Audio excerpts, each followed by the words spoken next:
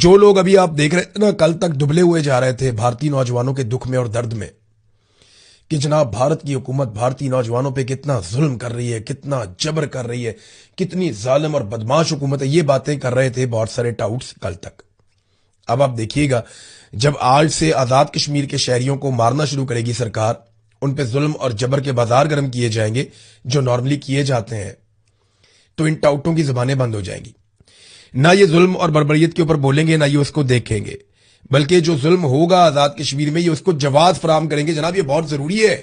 اگر یہ ظلم نہ کیا گیا تو پتہ نہیں پاکستان ٹوٹ جائے گا۔ یہ ایسے بے شرم لوگ ہیں، اور آپ یہ بے شرمیاں آج کے دن سے بڑے غور سے دیکھ سکتے ہیں۔ بہت سارے ایسے لوگ جو خبریں دے رہے تھے نا، جنزی کا احتجاج، بھارت میں یہ ہو گیا، انڈین حکومت نے یہ کر دیا، وہ کر دیا۔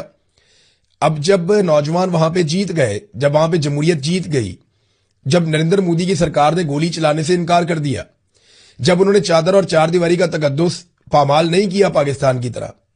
جب انہوں نے خواتین کو اغوا نہیں کیا پاکستان کی طرح، جب انہوں نے بہو بیٹیوں پہ ہاتھ نہیں ڈالا پاکستان کی طرح، جیسے احتجاج کرنے والے پاکستانیوں پہ بہو بیٹیوں پہ ہاتھ ڈالا گیا،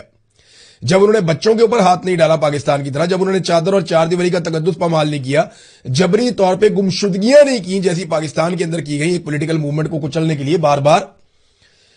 تو انہوں نے جب یہ سب کچھ نہیں کیا اور انہوں نے نوجوانوں کو ان کا حق دے دیا اور وزیر سے استعفیٰ لے لیا، تو پاکستان میں بہت سارے چہرے لٹک گئے۔